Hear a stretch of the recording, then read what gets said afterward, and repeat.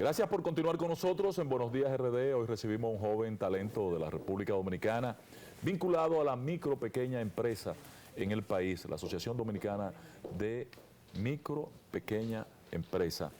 Andri Ramírez. Bienvenido a este espacio, Andri. Haga lo suyo. Muchas gracias a Ángela Costa y a María por su invitación a su programa. Muy joven, muy agradecido. Andri, estábamos hablando en la mesa del tema eléctrico. Es bien sabido que por años el costo de la energía es una carga muy fuerte para ustedes, los pequeños empresarios. Para toda la sociedad, pero sobre todo para ustedes, amén de todos los impuestos que tienen que pagar. ¿Cómo lo ha tratado en los últimos meses la tarifa eléctrica? Bueno, María, ciertamente ha habido un aumento. Ha habido un aumento significativo en la tarifa eléctrica, básicamente en los últimos 2 meses. Y eso el gobierno lo ha ido adjudicando a diferentes razones que ciertamente no vienen al caso. No corresponden. Y no corresponden, y nosotros entendemos que sí ha habido básicamente algo tras bastidores en la configuración de los montos por kilovatio, y eso ha hecho que aumente la tarifa eléctrica sin todavía ese tema llegar a una discusión definitiva. ¿Pero en qué porcentaje más o menos? Si han... 40, 50%. ¿Tanto? Claro que sí. Ay, Dios Es mío. mucho, señores, para una... ¿Cómo impacta esto en la parte operativa? Sí. En función de los gastos fijos de una empresa en medio de una pandemia, en medio de una situación donde todos los insumos han subido y ustedes están limitados a no poder subir el costo del producto final? Sí, ¿y hasta cuánto han tenido que pagar? Le agrega un costo fijo, le agrega un gasto fijo a ya un sector que viene siendo golpeado por una pandemia y posteriormente por un aumento salarial forzoso. Wow, sí. Entonces ahora agregarle este aumento de la tarifa eléctrica sin una previa discusión para que acaben de ahogarse. Sí, para que se ahogue. Es algo que agrava la situación del sector. ¿Qué tarifa, o sea, cuánto han tenido hasta que pagar? ¿Cuánto ha sido la diferencia de alguno de esos negocios? Por ejemplo, 20, 30. Nosotros dentro de la asociación tenemos diferentes negocios que pagan poco por sus características y negocios que pagan más por el tipo de negocio que son. Pero generalmente es un aumento entre un 40 y un 50% de la misma tarifa. O sea que si tú pagas 20,000 pesos, terminas pagando 30,000. O 40. O 40. Wow. Oh, santísimo, ahí sería un 100%. Wow. Andri, nosotros hemos abogado desde este espacio por la garantía al financiamiento de las pymes en el país. Y lo hemos discutido, lo hemos planteado, criticamos cuando en la administración pasada de Danilo Medina el Banco Central emitía recursos especializados para financiar la pequeña y mediana empresa, pero los bancos le ponían tantas trabas.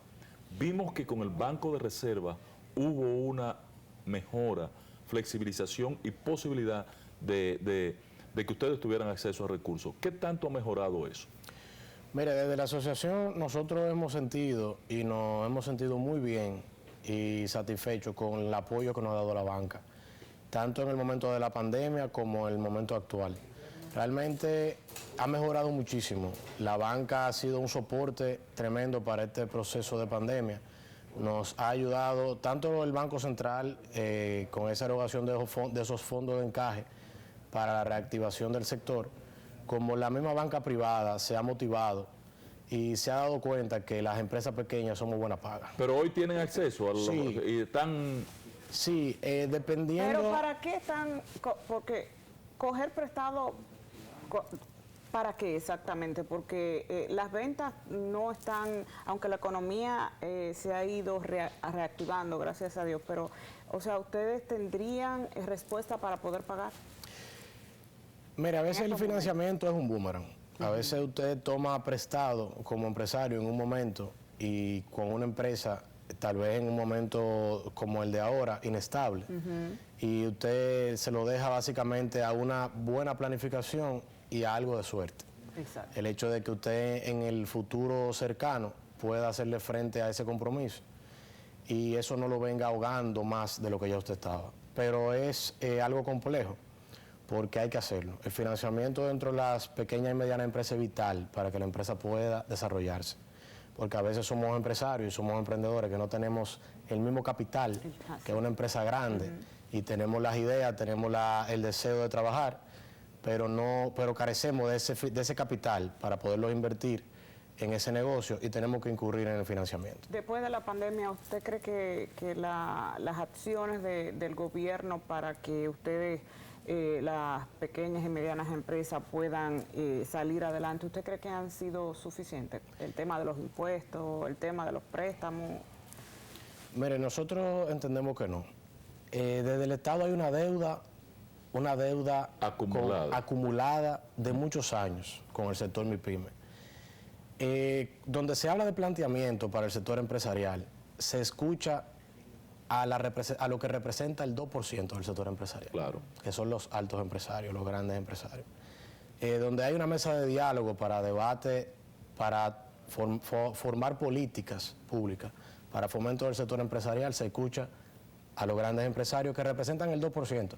Las MIPYME representamos el 98% Así de las es. unidades productivas. Súbale un chin, di que el 97 y ellos el 3. Y ellos Pero por ahí es. Pero podemos dejarlo ahí, el 97 y 3, pero la diferencia es abismal.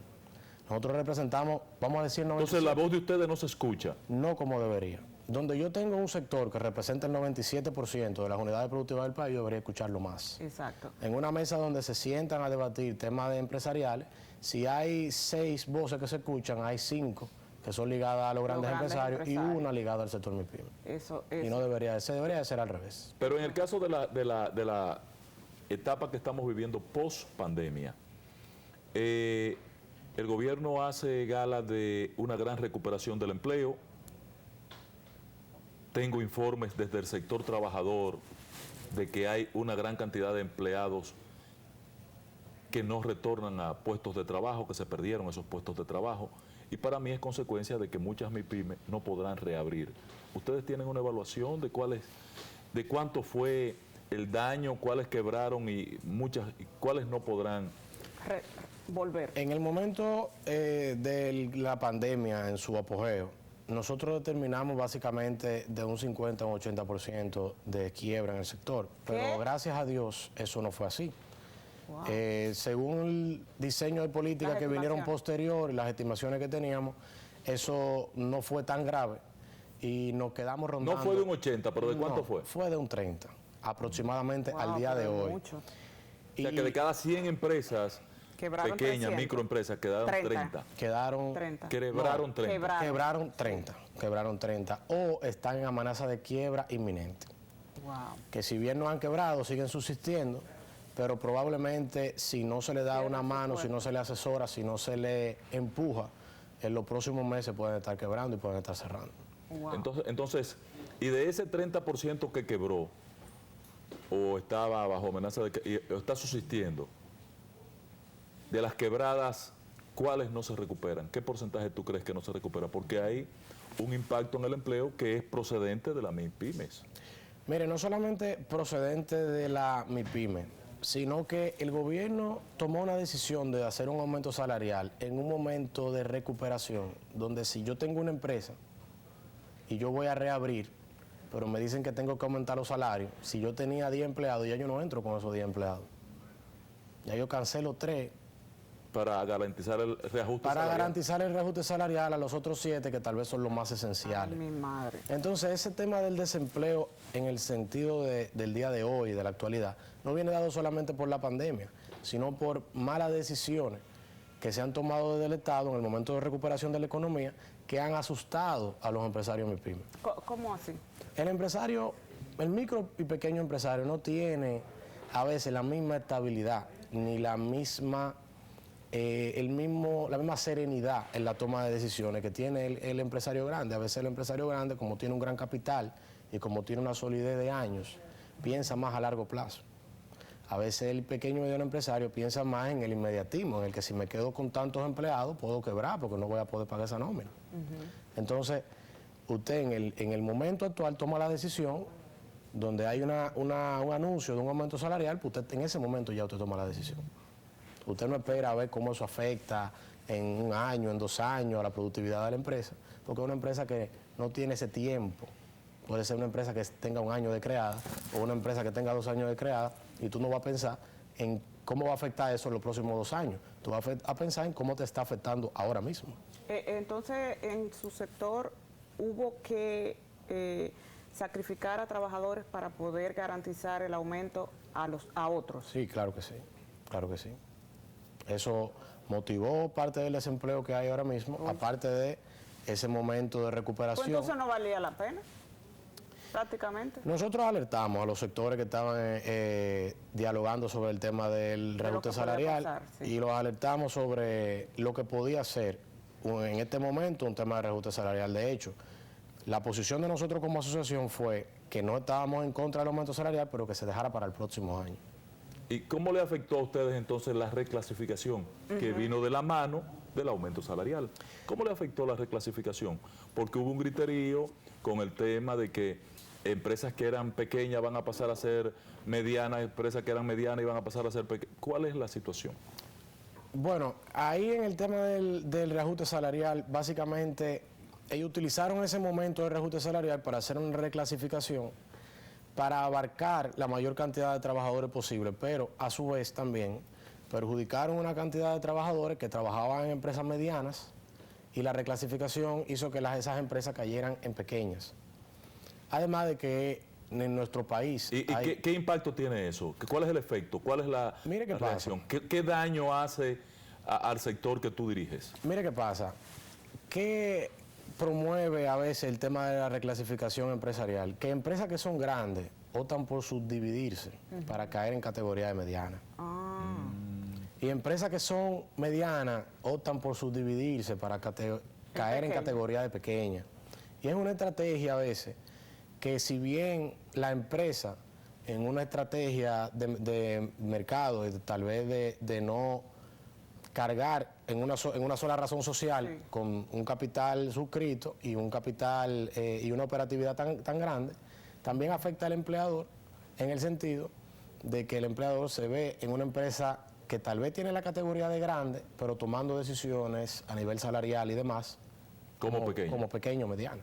La ley dice que el Estado debe favorecerlo con el 20% de las compras. Eso se está cumpliendo porque siempre escucho hay mucha queja, que hay quejas en ese sentido, que los grandes empresarios están haciendo pequeñas empresas también para acaparar ese 20%.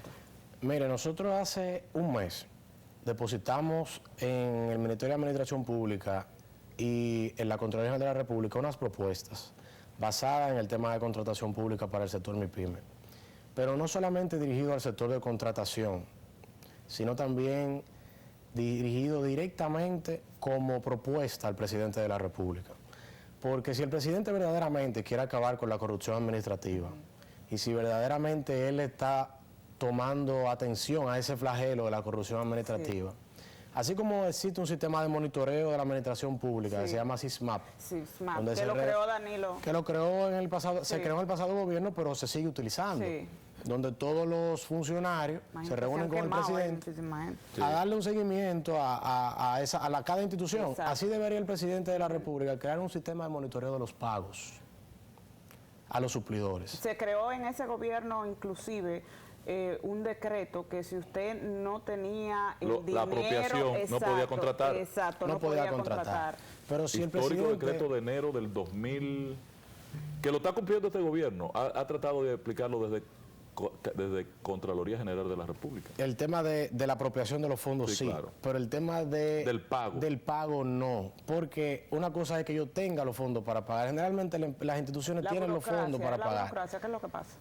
Mire, yo diría que donde una institución pública se tarda más de 3 meses, 2 meses en hacer un pago a un suplidor, hay corrupción. Y quiebran también. Hay corrupción. Donde duran más atención, esto es noticia, compañero, pónganse a trabajar. En una institución donde se dura más de 3 meses para pagarle a un suplidor es porque hay corrupción. Si el presidente quiere realmente saber cuáles son los funcionarios que tienen problemas o no dentro de su gobierno, que monitoree los pagos. Una institución que paga a tiempo es porque no hay ningún problema. Sí, porque los procedimientos caminan solos. Porque si se retrasa es porque alguien quiere que le den un empujón. En una institución donde se dura... En una institución donde se dura... Esos no son pájaros, no. No. Ay, tío. En una institución donde se dura más de 3 meses para Ya tenemos pagar, embajadores. es Sí. porque hay corrupción, es porque hay problemas. Me gusta ese análisis, esa conclusión Sí, que tú es haces. cierto. Tiene una lógica elemental. ¿Quieres ver que las cosas son eficientes? Están funcionando.